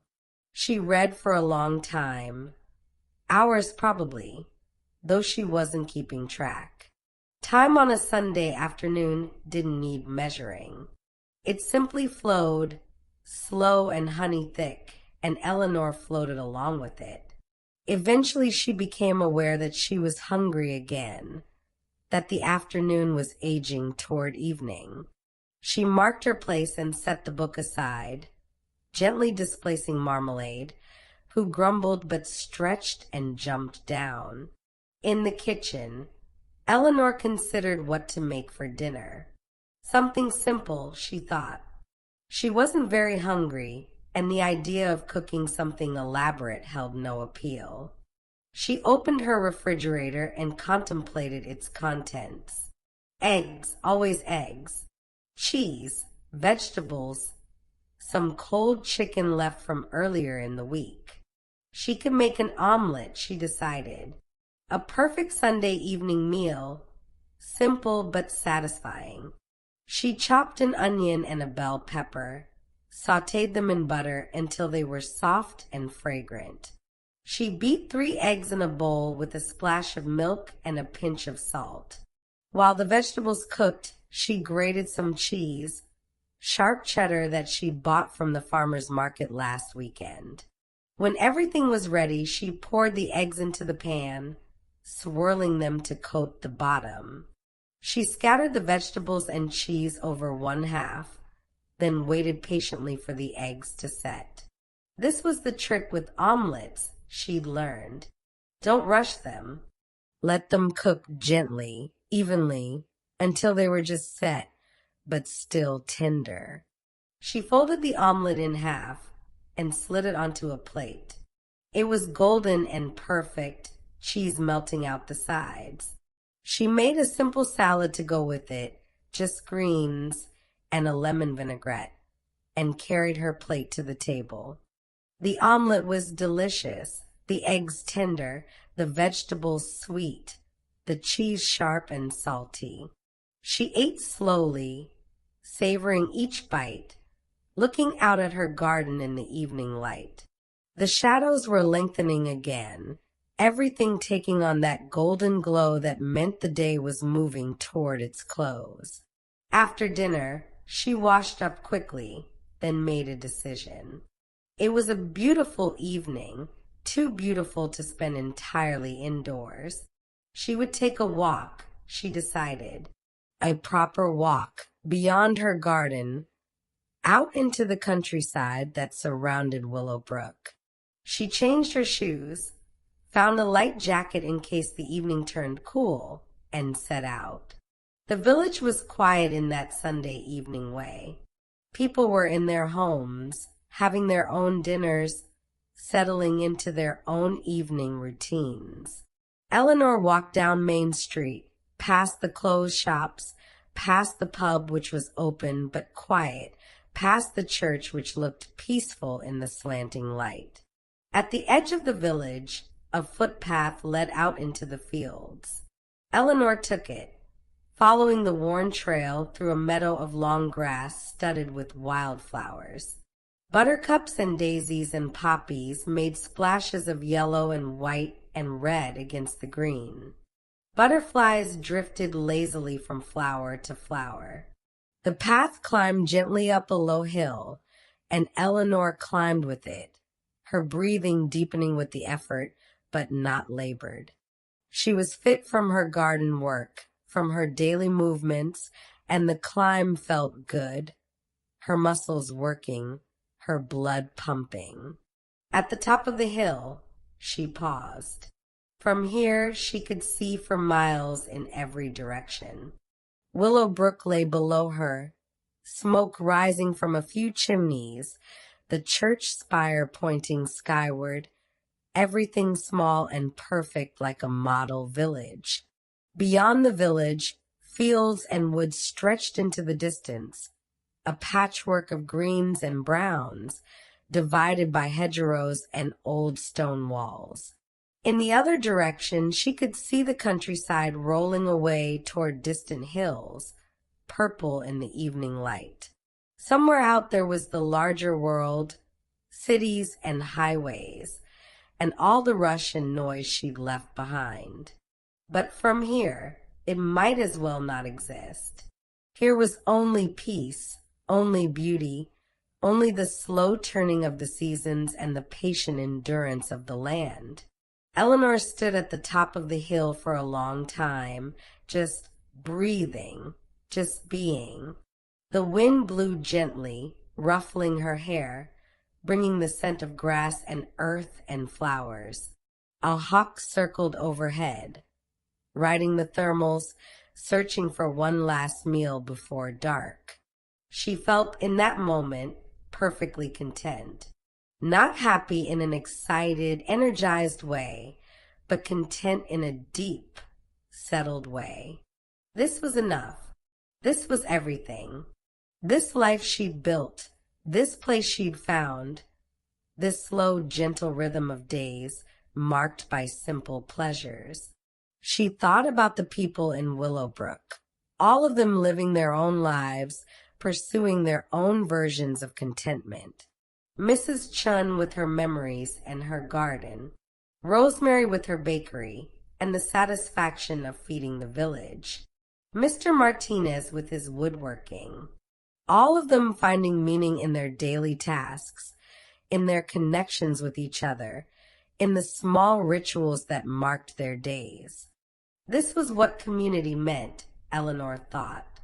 Not grand gestures or dramatic events, but this steady, ongoing care for each other.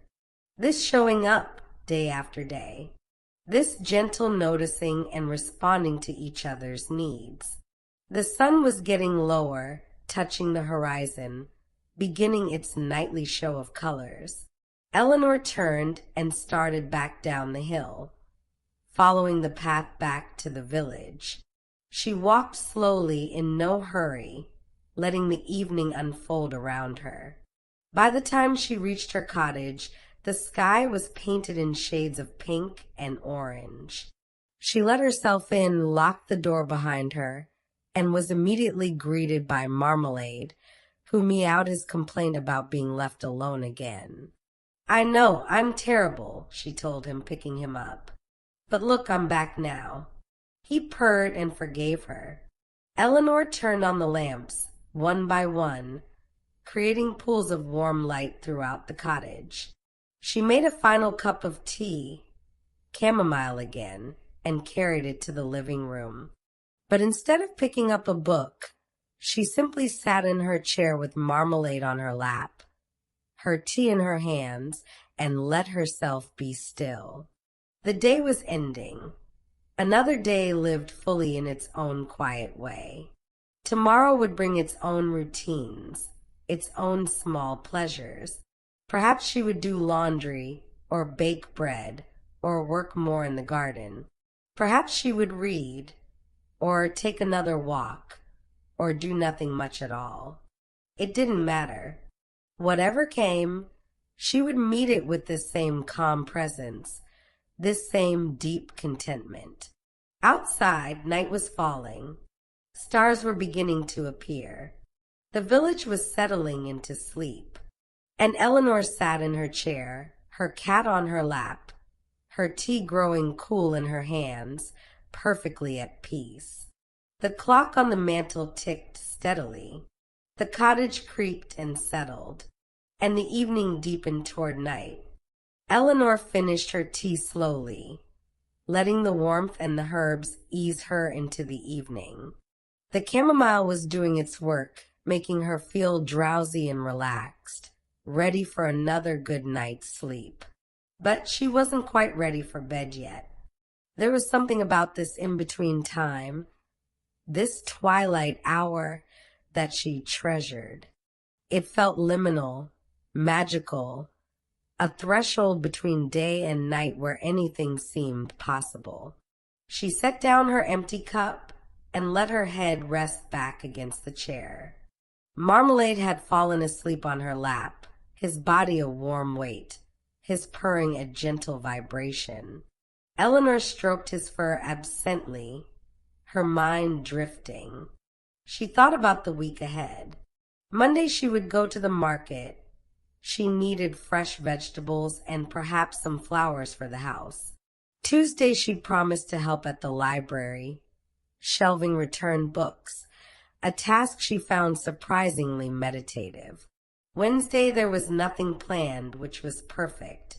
Thursday Mrs. Chun had invited her for tea. Friday was the quiz night at the pub, if she decided to go. Saturday, she might work on clearing the corner of the garden where she was thinking of putting in a small greenhouse. A full week, but not too full. Busy enough to feel purposeful, spacious enough to breathe. That was the balance she'd found here, the rhythm that worked for her. She thought about her old life again, the way she sometimes did in these quiet moments, not with regret, but with a kind of wonder that she'd ever lived that way. The constant rush, the stress, the feeling of never having enough time. She thought that was normal, necessary even. Everyone lived that way, or so it seemed. But they didn't have to. That was what she'd learned. You could choose differently. It wasn't always easy to make that choice. There were consequences, things you had to give up. But the trade-off, at least for her, had been more than worth it. She'd given up money, certainly. Her job in the city had paid well, and her life now was modest by comparison. She had to watch her budget, think carefully about purchases, save for unexpected expenses. The cottage had needed a new roof 2 years ago, and that had taken most of her savings. But she had enough. She wasn't wealthy, but she had enough. Her needs were simple, and she found she wanted less as time went on. The things that had seemed important before, the nice clothes, the expensive restaurants, the latest gadgets, none of that mattered anymore. What mattered was sitting in her garden on a spring morning with a cup of tea. What mattered was the satisfaction of pulling weeds and seeing neat beds emerge. What mattered was a good book and a comfortable chair and a cat purring on her lap. What mattered was knowing her neighbors, being part of a community, feeling connected to the place where she lived. What mattered was the rhythm of the seasons, the cycle of planting and growing and harvesting. What mattered was time, unrushed time, time to think and dream and simply be. These weren't things you could buy. These weren't things you could achieve through ambition and hard work. These were things you could only experience, only receive, only allow yourself to have. Eleanor had friends from her old life who didn't understand. They saw her choice as a retreat, a giving up, maybe even a failure. She'd stopped trying to explain it to them. You couldn't explain it, not really. You had to feel it, live it, know it from the inside. But there were others who did understand. Her sister was beginning to, she could tell. And she met people here in Willowbrook who had made similar choices, who had left behind bigger, louder lives for something smaller and quieter and more real. Sarah, the woman she talked to at church this morning, had been a lawyer in London before moving here and opening a small bookshop. Mr. Martinez had been an engineer before taking early retirement and dedicating himself to woodworking. They didn't talk about their old lives much, but there was a recognition between them, an understanding. They'd all found the courage to step off the treadmill, to stop running towards some distant goal and instead simply arrive. Here, now, in this present moment. Eleanor shifted slightly in her chair, careful not to disturb Marmalade. Outside, full darkness had fallen. She could see stars through the window, bright points against the black sky. The moon was rising, nearly full now, casting silver light across everything. She should go to bed soon, she thought, but not quite yet. There was something about this moment, sitting in the lamplight with her sleeping cat, the cottage quiet around her, the night gentle outside, that she wanted to hold on to just a little longer. She thought about what she would read in bed tonight. Maybe more poetry, those short verses that were perfect for the drowsy state before sleep. Or maybe she would start a new book. She had several on her bedside table waiting to be read. Or maybe she would just lie in the dark and listen to the sounds of the night. Let her mind wander where it wanted. She had spent so much of her younger life planning, organizing, trying to control everything. It had been exhausting. Learning to let go of that, to trust that things would unfold as they needed to, had been one of the great lessons of her time in Willowbrook. Not that she never planned anymore. She did, of course. Gardens required planning. Meals required planning. But it was a different kind of planning, gentler, more flexible. If it rained on the day she planned to plant, she did something else instead and planted the next day. If she ran out of an ingredient while cooking, she substituted something else or made a different meal entirely. Life was improvisation, she'd learned. You could set a general direction, but the details had to be worked out as you went along. And that was okay. That was more than okay. That was what made life interesting, surprising, alive. Marmalade stirred and opened his eyes, blinking slowly at her. Then he stood up, stretched elaborately, and jumped down from her lap. He walked to the window and sat down, looking out at the night. Eleanor watched him, smiling. What did he see out there? What did he think about? She would never know, and that was part of his charm. He was utterly himself, living completely in his cat reality, mysterious and self-contained. She stood up as well, stretching her own stiff muscles. It was time for bed, she decided. The day was done, fully lived, and now it was time to rest. She checked the doors, making sure they were locked. She turned off the lamps one by one, except for the small light she left on in the hallway for navigation in case she woke in the night. She rinsed her teacup and left it in the sink to wash in the morning. Marmalade followed her upstairs, his claws ticking on the wooden steps. In her bedroom, Eleanor changed into her nightgown and went through her nightly routine. She washed her face, brushed her teeth, braided her hair loosely. Then she climbed into bed, feeling its welcoming comfort. Marmalade jumped up and settled at the foot of the bed in his usual spot. Eleanor pulled the quilt up and lay back against her pillows. She decided not to read tonight, she realized. She was too pleasantly tired, too ready for sleep. Instead, she just lay there in the darkness, listening to the night sounds.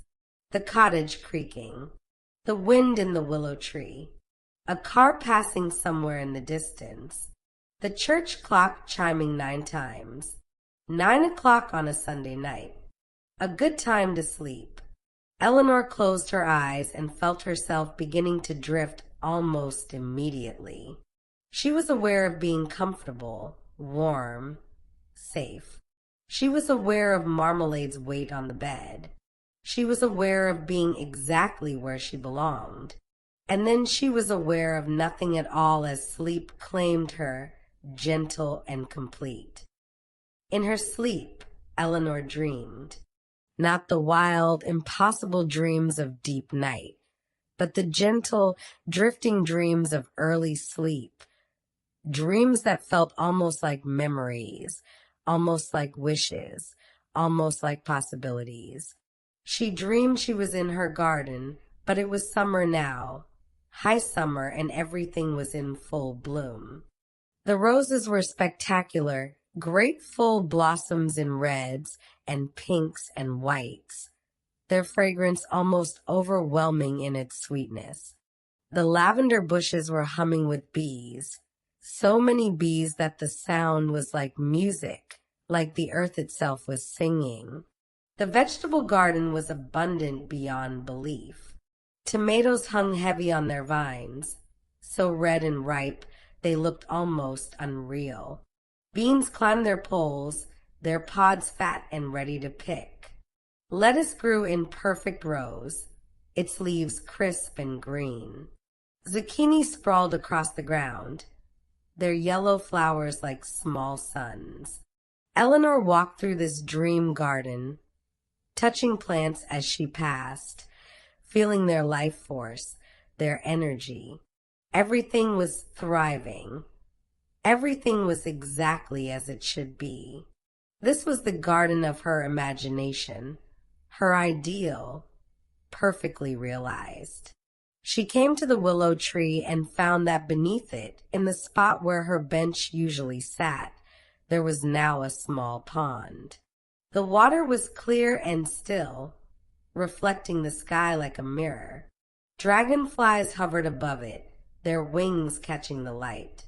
Frogs sat on lily pads, singing their deep croaking songs. Eleanor sat down beside the pond, not questioning how it had appeared, accepting it the way you accept things in dreams. She looked into the water and saw not her own reflection, but something deeper, something beyond. She saw the garden as it had been when she first arrived, overgrown and neglected. She saw herself working day after day, slowly bringing it back to life. She saw the seasons passing, saw the garden change from spring green to summer abundance to autumn gold to winter rest. She saw herself growing too, changing, becoming more at home in her own skin, more settled in her own life. The dream shifted, as dreams do, and now she was standing at the edge of a vast field. Not her garden anymore, but something bigger. The field stretched to the horizon in every direction, and it was filled with wildflowers, millions of them, swaying in the breeze. The colors were almost too bright to look at, blues and reds and yellows and purples, all mixed together in glorious chaos. Eleanor walked into the field, wading through the flowers.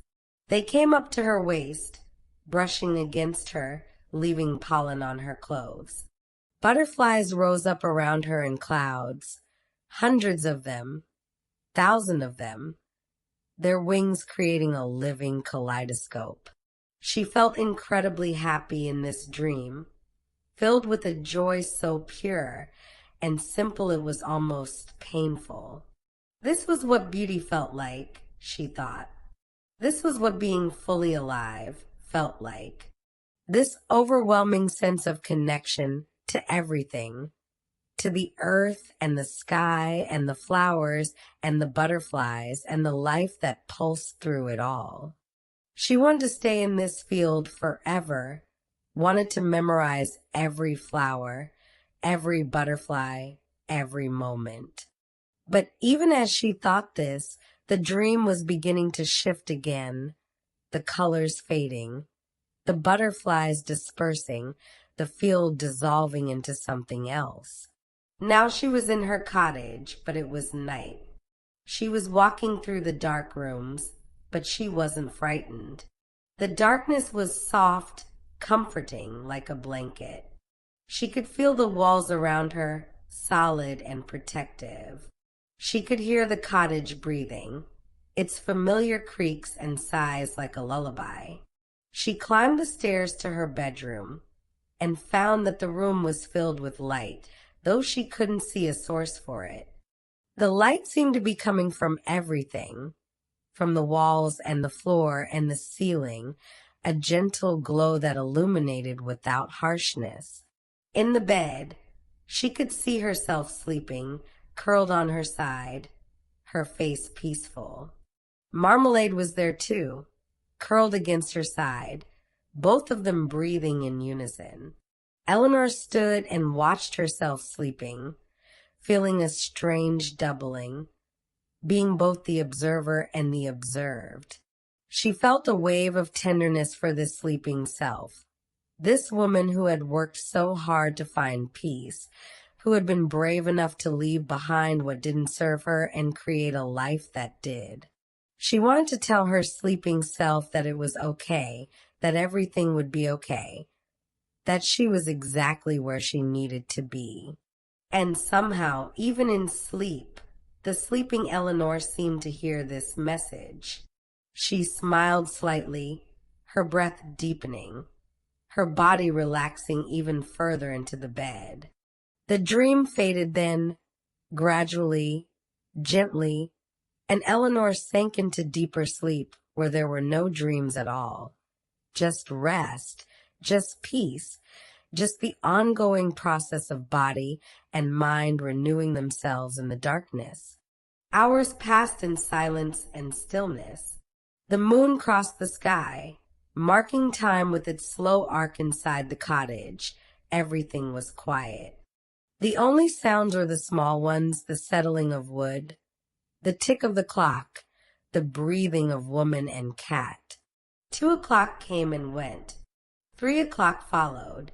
These were the hours when the world was most still, when even the night creatures had settled into their dens and nests, when the boundary between one day and the next was thinnest.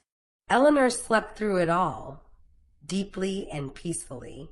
Her dreams had moved beyond images and stories into pure sensation and emotion. She dreamed in colors without form, in sounds without source, in feelings without narrative. These were the dreams of the unconscious mind, processing the day, sorting and filing memories, integrating experiences, doing the invisible work that sleep allows.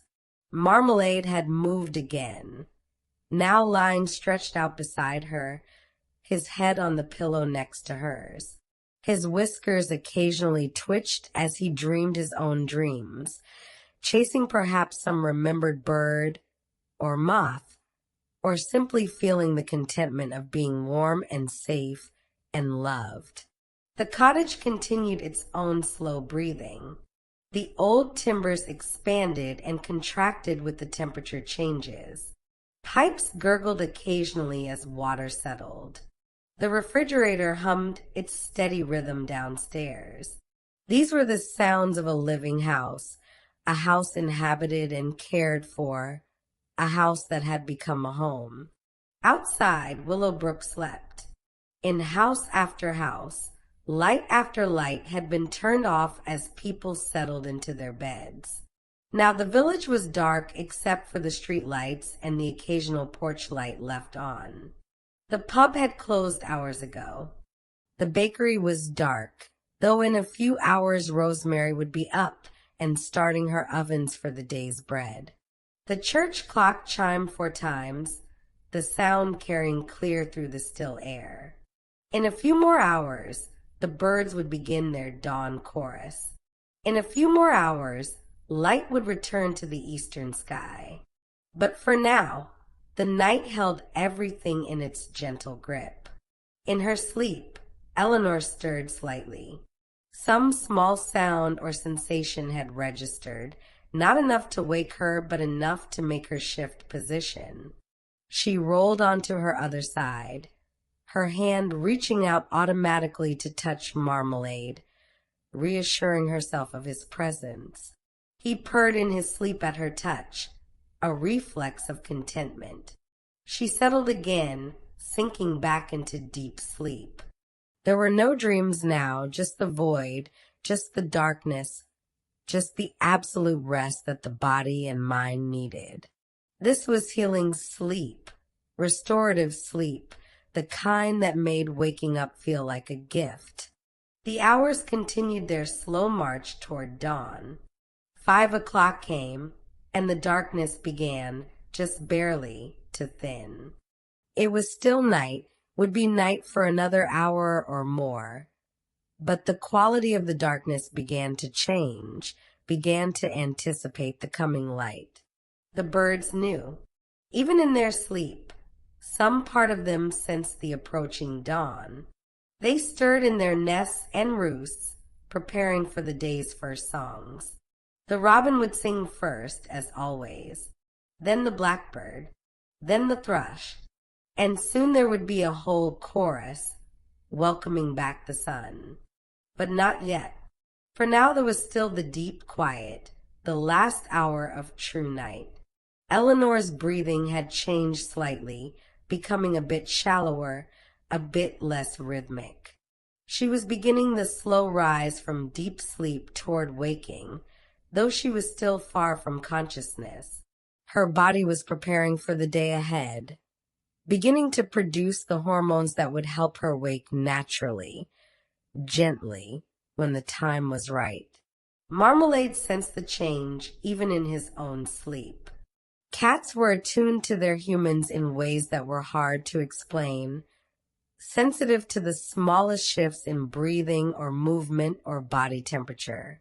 He moved closer to Eleanor, tucking himself against her chest, as if to keep her sleeping just a little longer. The cottage walls held back the growing light, keeping the bedroom dark. The curtains, though thin, were enough to maintain the illusion of night. Inside, in the warm darkness, Eleanor and Marmalade slept on, held in the last peaceful moments before Monday morning would ask them to wake. Soon, but not yet. The church clock chimed 6 times, marking the hour. In another half hour or so, the first birds would begin to sing. In another hour, the sun would rise. In another hour and a half, Eleanor would wake naturally, gently, ready for a new day, a new week. But for now, in these last moments of the night, there was only sleep, deep and restorative and perfect. There was only the quiet breathing, the gentle heartbeats, the peace of rest fully given into. The world turned slowly toward the light, patient and unhurried, the eternal rhythm continuing as it always had, as it always would. And in her small bed, in her small cottage, in her small town, Eleanor slept on, held safe by the night, preparing without knowing it for whatever the new day would bring. The darkness held her. The cottage sheltered her. The cat warmed her. And sleep, gentle and complete, cradled her in its arms. May you sleep as peacefully as Eleanor, and wake as gently, knowing that your life is exactly as it should be. Sweet dreams.